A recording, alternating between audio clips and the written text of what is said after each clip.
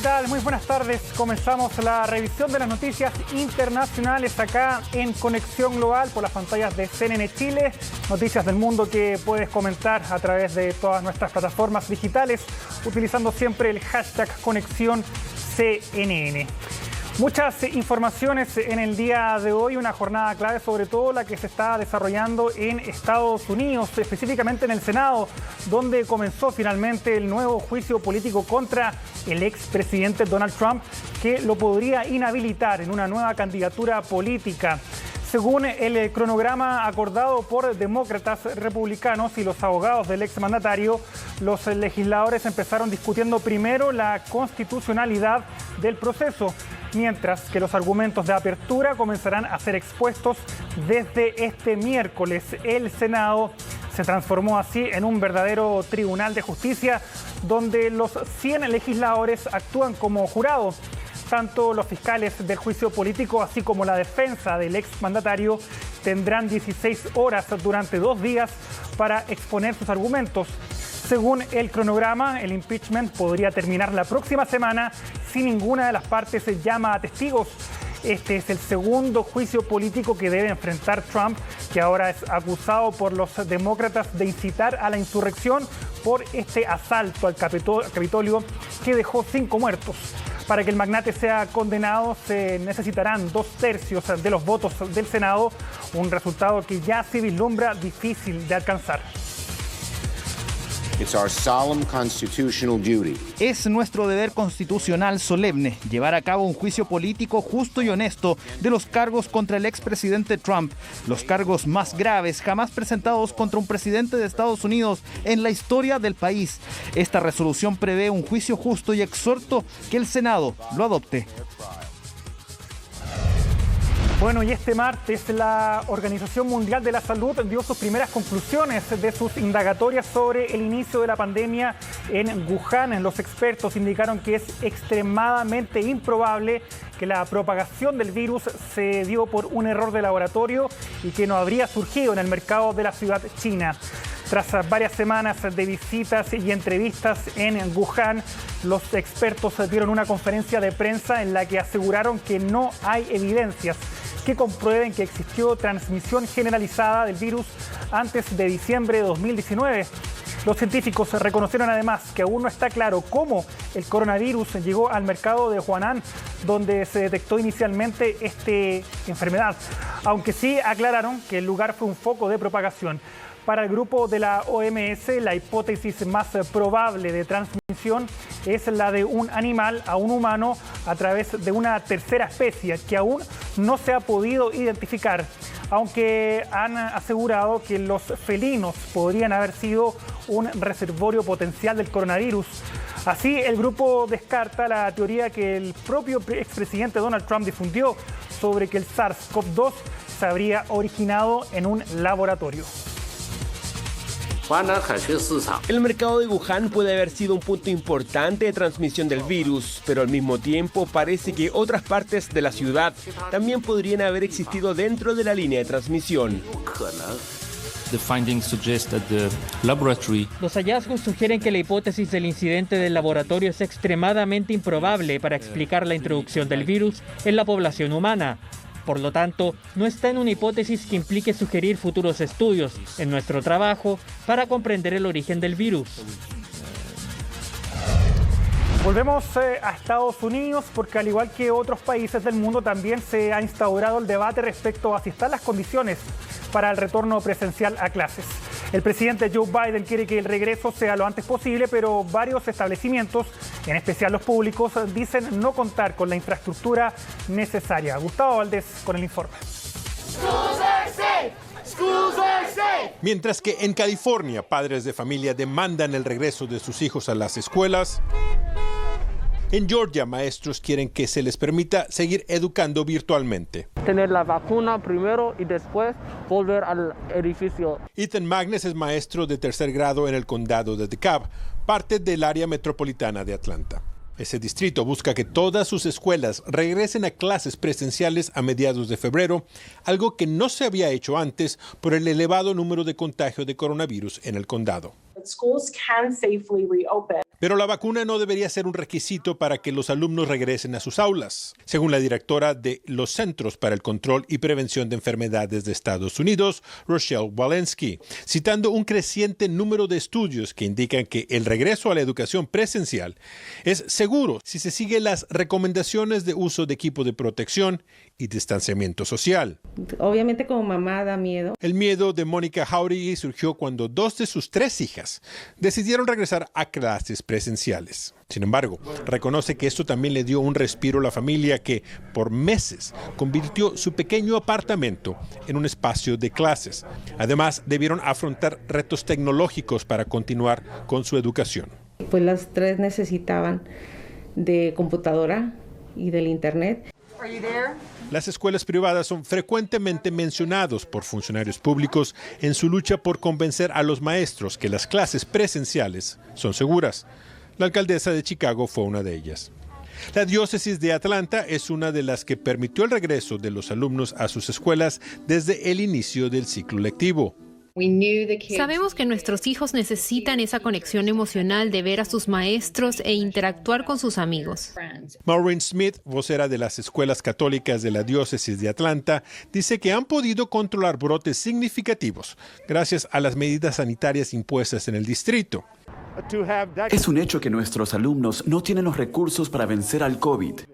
Enrique Desbaste es maestro, quien dice que comparar escuelas públicas con las privadas no es razonable. Él argumenta que muchas familias en sistemas públicos tienen retos financieros que limitan su capacidad para responder a una emergencia de salud y que el número de alumnos en un distrito escolar público es mucho mayor. Maureen Smith reconoce esas diferencias y afirma que mientras la mayoría de los alumnos en las escuelas públicas dependen de autobuses para ir a clases, en sus escuelas los padres llevan a los niños en auto, limitando así la posibilidad de contagio. El presidente Joe Biden quiere que todas las escuelas del país regresen a clases presenciales lo más pronto posible, pero en algunas ciudades como Chicago y San Francisco, los sindicatos de maestros están pidiendo más protección para sus miembros antes de regresar a las aulas. Gustavo Valdés, CNN, Atlanta. Bueno, un debate que también tenemos acá en Chile.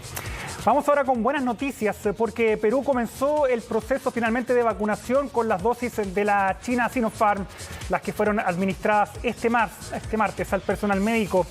Trabajadores del Hospital Arzobispo Loaiza de Lima fueron los primeros en ser vacunados contra el COVID-19. El proceso se inició con un primer lote de 300.000 dosis de la vacuna del laboratorio chino que llegó el domingo pasado al país. El próximo lote de 700.000 inyecciones llegará este domingo 14 de febrero, con las que se espera vacunar a todo el personal médico de Perú. El gobierno del presidente Francisco Sagasti cerró un acuerdo también de 38 millones de vacunas con Sinopharm, también 20 millones de dosis con Pfizer y 14 millones con la de AstraZeneca. El país está siendo golpeado con fuerza por la segunda ola. Hasta el momento reporta cerca de 1,5 millones de contagios confirmados y más de 42.000 muertos por la pandemia.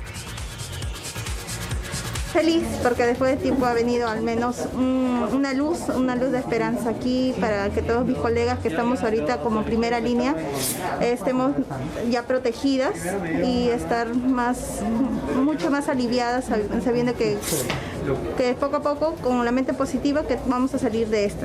Me parecía muy lejos de que llegue la vacuna para realizar este proceso, ¿no? Y me parece un sueño de que ya esté la vacuna y que nos estemos vacunando. Si bien es cierto, hoy día se ha dado inicio a este proceso con el personal de salud, ¿no? Que estamos en primera línea combatiendo, enfrentando esta pandemia del COVID-19 y dar gracias a Dios y a la vez pedir que pronto todos nuestros compatriotas, todos los peruanos, seamos vacunados. Seguimos en nuestra región. Buenos Aires comenzó a testear a sus profesores para preparar la vuelta a clases presenciales el próximo 17 de febrero. Las autoridades del país trasandino establecieron 3 centros para realizar testeos a docentes de instituciones públicas o privadas que trabajen en niveles iniciales, primarios y secundarios. Los exámenes se realizarán en un principio de manera voluntaria y cada 15 días, mientras que los resultados se informarán en un plazo de 12 a 14 horas. Para esto, el gobierno habilitó la página web del Ministerio de Educación en la que los educadores deben elegir la fecha y el lugar donde se quieren realizar las pruebas. Hasta el momento se sabe que las clases presenciales constarán de 4 horas por día y con la presencia de todos los alumnos. También se mantendrán ciertas medidas sanitarias como la utilización de mascarillas obligatorias, el distanciamiento social y la regulación de horas de ingreso y también de recreos.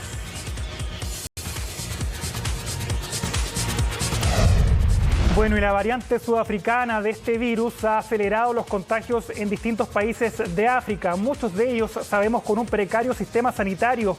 La OMS expresó su preocupación debido a que la región ha cerrado muy pocos acuerdos con farmacéuticas para la llegada de vacunas, especialmente porque estas empresas han priorizado las ventas de dosis a los países ricos. David Mackenzie fue a un hospital de Malawi y nos cuenta la compleja situación que allí se vive. También aquí COVID-19 está causando mucho daño. It went up, so they've started treating it kunoko. Okay. Nuestras emociones están muy confusas. No sabes cuándo ser la médica que ha perdido pacientes y luego la pariente o amiga que ha perdido gente y está afligida. La doctora Tamara Piri tiene un mensaje simple para aquellos que creen que el COVID-19 solo es severo en el hemisferio norte, o que las vacunas se necesitan con urgencia solo en Europa o Estados Unidos. Ahora estamos en la segunda ola, que es mucho más difícil, así que creo que será un año largo. La seguimos en una ronda por el hospital más grande del sur de Malawi, donde los turnos se miden en días y no en horas. Esta carpa es usada para desinfectar los cadáveres y creo que es una de las cosas más traumáticas. Vemos morir gente todo el tiempo, pero no así. No a esta velocidad, no tanta gente que estaba bien hasta hace tan solo 1 o 2 semanas. Puede ser bastante despiadado. En el último espacio disponible en el exterior, las carpas de plástico están siendo levantadas para lidiar con esta ola y las venideras. Estos son los pocos recursos extras. Tenemos lo básico, no tenemos equipamiento sofisticado, no podemos dar respiración artificial a nuestros pacientes, no tenemos la capacidad para dar respiración. Y no hay nadie más disponible para dar un paso al frente en los pabellones. Solo la doctora Piri y sus colegas médicos que por meses han luchado contra el virus, que ahora está empeorando por la nueva variante sudafricana. No recuerdo haberme sentido así en la primera ola. La organización Médicos Sin Fronteras está luchando para hacer llegar vacunas a Malawi y por lo menos a los brazos de los trabajadores sanitarios como Piri, uno de los 3 especialistas que quedan, que está cubriendo 4 pabellones de COVID atiborrados, los otros 5, todos enfermos con el virus. El país está sangrando literalmente y la gente está muriendo y todos los sistemas están saturados en esta ola en particular. Algunos países han pedido muchas más veces la cantidad de vacunas que el tamaño de su población. ¿Qué impacto podría tener? El tema ahora es más una cuestión de tiempo que de cantidad si el sistema sanitario colapsa. No solo tenemos aquí a la gente que está muriendo de COVID, tendremos un exceso de mortalidad relacionada a otras enfermedades. La esperanza se mantiene con vida, aunque sea gracias a la doctora Piri y sus enfermeras, y los trabajadores que constantemente entregan valiosos tanques de oxígeno a los pabellones. Pero Piri dice que para sobrevivir como médica en Queens, también es necesario ser realista. Tuvimos que aceptar que nuestra situación iba a ser distinta. Hay que venir preparada mentalmente y hay que decirse a una misma que voy a estar bien y que voy a cuidarme a mí misma, que nos la arreglaremos con lo que tenemos, pero haremos lo mejor que podamos. Después de todo, sus habilidades como médica han sido perfeccionadas por años de no disponer de un cúmulo completo de recursos. Es posible que los jóvenes de 20 años en Europa reciban la vacuna antes que usted reciba una vacuna. Sin duda. ¿Cómo se siente? Es despiadado, pero es la realidad. ¿Por qué habría de ser distinto en este momento? David Mackenzie, CNN, Blantyre, Malawi.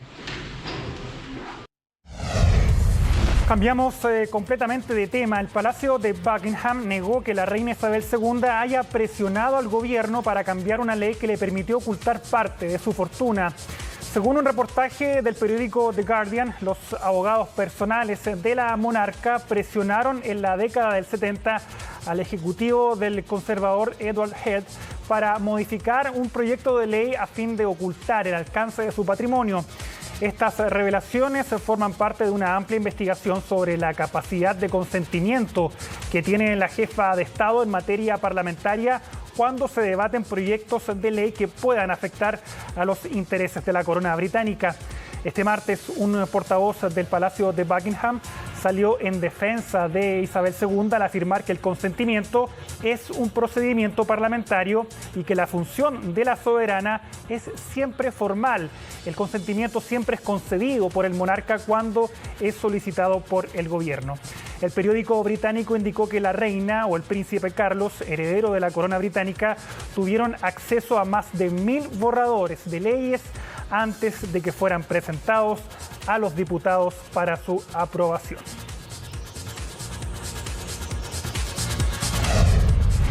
Europa está viviendo una intensa tormenta de nieve llamada Darcy que ha dejado temperaturas récord y ha afectado el tránsito del transporte aéreo y terrestre.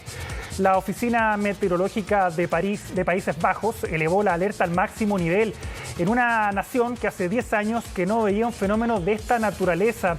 El frío frente ha dejado fuertes nevadas y ha obligado a suspender la reunión semanal del gobierno sobre la pandemia y a cerrar los centros de test PCR hasta nuevo aviso. En Alemania, el temporal ha causado más de 200 accidentes de tráfico en el estado de Renania, en el norte de Westfalia.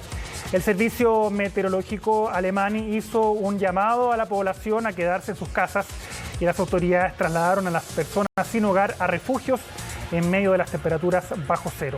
Bélgica, Polonia y Francia también se han visto afectados por el caos provocado por esta tormenta que ha inundado decenas de calles y viviendas. De hecho, en París, el río Sena ha crecido más de 4 metros de su nivel habitual. Según proyecciones, Darcy, como fue denominado a este intenso frente, no se detendrá aún, por lo que el Reino Unido se prepara para este fenómeno que viene acompañado de vientos de hasta 90 kilómetros por hora y temperaturas de 17 grados bajo cero. Bueno, ya un mes y medio de haber administrado la primera vacuna contra el COVID en Israel, el 60% de los casi 9,3 millones de habitantes ya ha recibido al menos la primera dosis. De ellos, a 1,9 millones se les ha administrado la segunda. Este es el escenario de la campaña de vacunación más rápida y exitosa que hay en el mundo. ¿Cómo se convirtió en Israel en el líder del proceso de vacunación? Bueno, en los detalles lo vemos en la nota de María José Hinojosa. Así celebraron los residentes de un hogar de la ciudad de Netanya, tras recibir la segunda dosis de la vacuna contra el COVID-19, una inyección que dicen cambiará sus vidas. Gracias a Dios recibimos la segunda vacuna y estamos celebrando porque seremos libres. Israel, donde 6 de cada 10 personas ha sido inoculada, es el país que lidera la campaña de vacunas a nivel mundial. Muy por detrás siguen Emiratos Árabes y Reino Unido. En Latinoamérica, Chile es el país que más ha avanzado. Sin embargo, solo el 3% de la población ha recibido la inmunización. ¿Qué convirtió a esta campaña en la más efectiva del mundo? Israel inició conversaciones tempranas con 3 farmacéuticas y en noviembre ya había cerrado acuerdos con Pfizer, asegurando 10 millones de dosis. Las condiciones fueron que Israel le proporcionaría datos médicos esenciales sobre la implementación de la vacuna a cambio de un programa acelerado de inmunización, el cual comenzó el 19 de diciembre. Llegar a este convenio no fue difícil. El primer ministro Benjamin Netanyahu juega su última carta para ganarse el voto de los ciudadanos, de cara a la cuarta elección en menos de 2 años, además de limpiar su imagen tras los casos de corrupción. Somos un país de vacunación, tenemos vacunas para todos los ciudadanos, para todos. El domingo recibimos otro 1 millón de dosis, por lo tanto, si usted va y se vacuna, está salvando vidas. Por otra parte, el país se preparó con antelación, capacitó al personal de salud y desplegó un sistema en línea, rápido y moderno, que coordina y recaba datos de la vacunación. Además, se realizaron campañas publicitarias específicas como para la comunidad ortodoxa, con el fin de visibilizar la vacunación antes de empezarla. Desde el inicio se buscó no desperdiciar ninguna dosis, por lo que al final de cada jornada las vacunas sobrantes son destinadas a otros sectores. Por ejemplo, casi el 90% de la brigada policial ya se encuentra inoculada. Hace unos días, el país expandió los grupos de vacunación y los mayores de 16 años también han sido inyectados. Vine aquí a vacunarme, estudio en la secundaria, en el último grado, y es importante que volvamos a la normalidad. La planificación ante la catástrofe sanitaria le entregaron la ventaja a Israel. Hoy el país ya puede vislumbrar sus primeros resultados. Un estudio del servicio Maccabi indicó que de quienes recibieron ambas dosis, solo un 0,04% resultaron contagiados. Es realmente emocionante. Estoy emocionado de recibir la segunda dosis porque eso significa que dentro de 10 o 12 días voy a tener 95% de protección, lo que es mucho, cambia mucho para mí. La vacuna no solo ha disminuido los síntomas, sino que también ha bajado las posibilidades de propagación y deja más cerca a Israel de la tan esperada inmunidad de rebaño. Seguimos en Medio Oriente. Emiratos Árabes Unidos entró este martes en la historia de la carrera espacial. Su sonda Hope, o Esperanza, logró ingresar en la órbita del planeta Marte, siendo el 5º país del mundo en lograrlo. La Agencia Espacial de la Nación Árabe estuvo siguiendo minuto a minuto el recorrido de la nave, que alcanzó una hazaña solo lograda por Estados Unidos, Rusia, China e India. La misión emiratí pretende obtener informaciones relevantes para los estudios sobre el planeta rojo, entre ellas realizar una cobertura global de Marte, analizar las diferencias entre el día y la noche y comprender sus variaciones estacionales. Así se podrían responder algunas preguntas. Por ejemplo, si la pérdida de oxígeno e hidrógeno en la atmósfera marciana fue clave en la transformación de Marte hace 4.000 millones de años. Se espera que la sonda Hope permanezca unos 4 años en la órbita de Marte. A ella se unirá en los próximos días 2 nuevas expediciones al planeta rojo, una de China y otra de Estados Unidos. Bueno, y terminamos con imágenes que nos llegan desde Francia, donde una monja de nombre Lucille Randon, conocida como la hermana André, y que es considerada la persona más longeva viva en Europa, se recuperó del COVID-19. ¿Sabe cuántos años tiene esta mujer? 117 años de vida. Ella nació en la localidad de Toulon y en 1904 y dio positivo por COVID-19 el pasado 16 de enero, pero se recuperó de manera muy rápida. Esta mujer, a pesar de su avanzada edad, no tuvo problemas ahí para enfrentar el virus. Y fíjese que el próximo 11 de febrero ella va a cumplir 118 años de vida. Todo un logro de esta mujer, de esta monja, que fue entrevistada por algunos medios franceses para conocer lógicamente cuál es la receta para llegar a esa avanzada edad y más aún para vencer a esta enfermedad que sabemos puede causar la muerte en adultos mayores. Con esta imagen y con esta historia entonces estamos cerrando nuestra conexión global. Recuerda que mañana a las 8:30 de la mañana Pablo Cuellar con toda la actualización de las informaciones internacionales. Ustedes siguen en la sintonía de CNN Chile. Nos vemos mañana. Cuídense.